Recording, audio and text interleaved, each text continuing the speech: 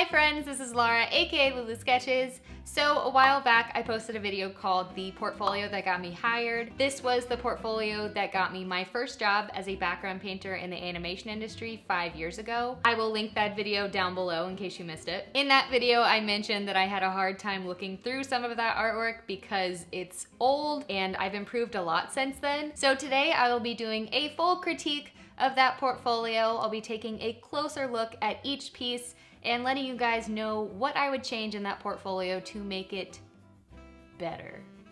Here is my portfolio from 5 years ago, and before you guys ask me where to buy a portfolio case like this, I would not recommend it. Everything is digital nowadays. You don't need a physical portfolio, so don't waste your money on something like this. Now let's get started. And I have my computer this time so I can pull up the digital files. The first page in my portfolio is this forest.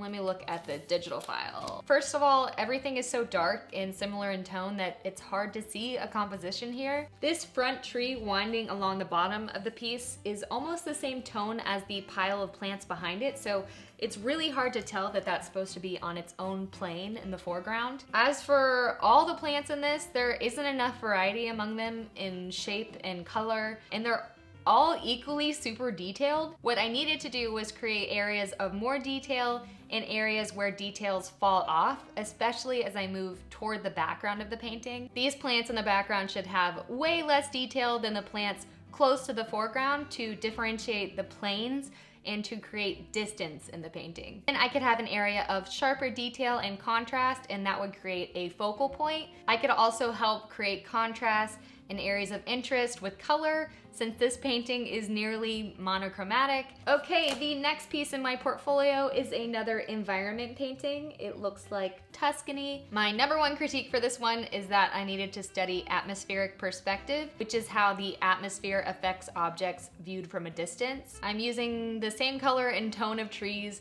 in the foreground as trees that are supposed to look miles away. In this painting, these trees in the distance would appear lighter and more blue. Also, I need to pay attention to the relative sizes of objects in this painting. The lines on the road are shrinking very quickly as they go into the distance. These lines on the road here, they get very tiny very quickly. This fence in comparison to a car on the road right here would be giant. That fence should be way smaller in relation to the size of a car on this road. Also, this painting overall is very saturated.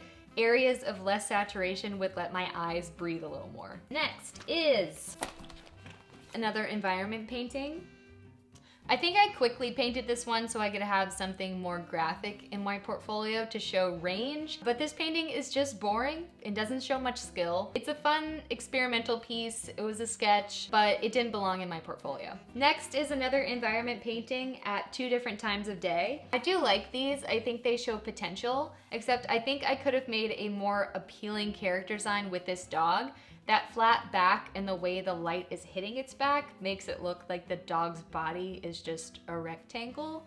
But overall, they're okay. My next one is an environment I painted for a personal project. This one has way too much contrast going on everywhere. So again, I'm having trouble as a viewer knowing where to look. The focal point with the sharpest contrast was supposed to be this car driving on the cliff here, but I feel like it's just getting lost in all the details because there's a lot of sharp contrast everywhere. These back cliffs need to be pushed back into the distance with atmosphere, less details. Same with the white foam on the water's surface. The details and the shapes of the foam are the same everywhere. There should be areas with way less foam details, especially if this is supposed to be still water. All that foam just doesn't make sense. Also, I should have paid more attention to the perspective in this piece because it's inconsistent throughout the drawing. Okay, these next 2 pages are character design, which is making me question what the focus is of this portfolio. Either I should have made a character design portfolio or a visual development portfolio. They're 2 different portfolios. If you're confused about what a character design portfolio is versus a visual development portfolio,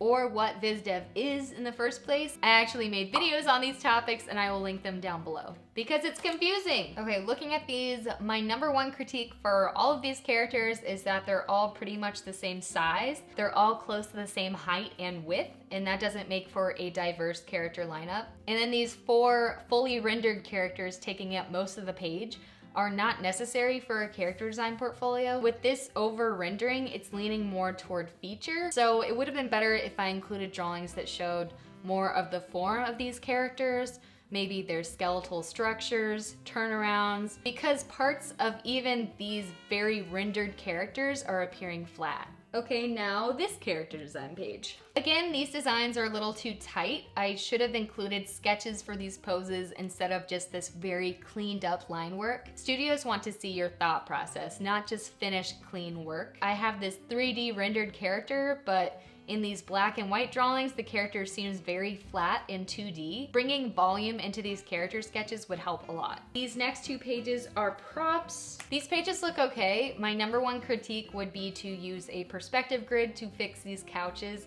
and especially these cars. Okay, this is another personal project. I have character design, viz dev,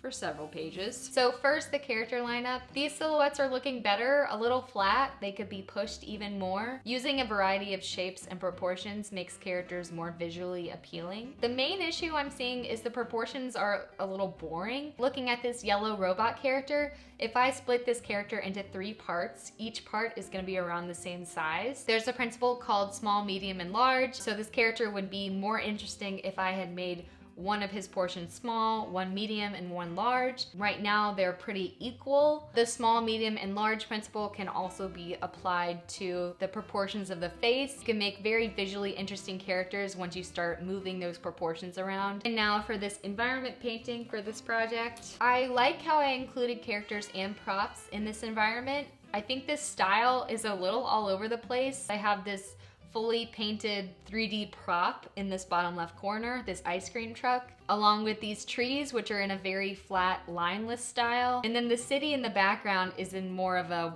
101 Dalmatians style with that line work on top. So my critique is to make the style of this universe more consistent. This page, I have some expressions and a turnaround for one of the characters from the lineup. I like these expression sketches, but I think this character is graphic in 2D in some of these drawings and 3D in others.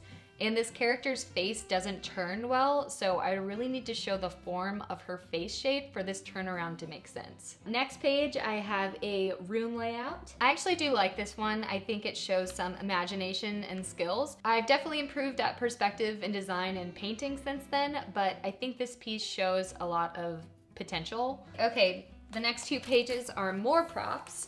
I like these prop pages too. I think they show some nice design and color.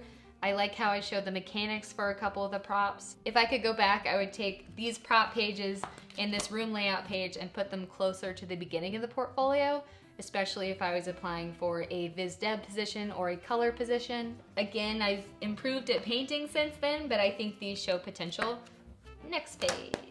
Here are designs for that robot again. Same critique for this character from before. It needs more interesting proportions, but he appears to have more volume here and looks a bit less flat, so that's a positive. This next page is another environment design. I like the colors here, and I think it shows that I could do a graphic style that's seen in TV animation.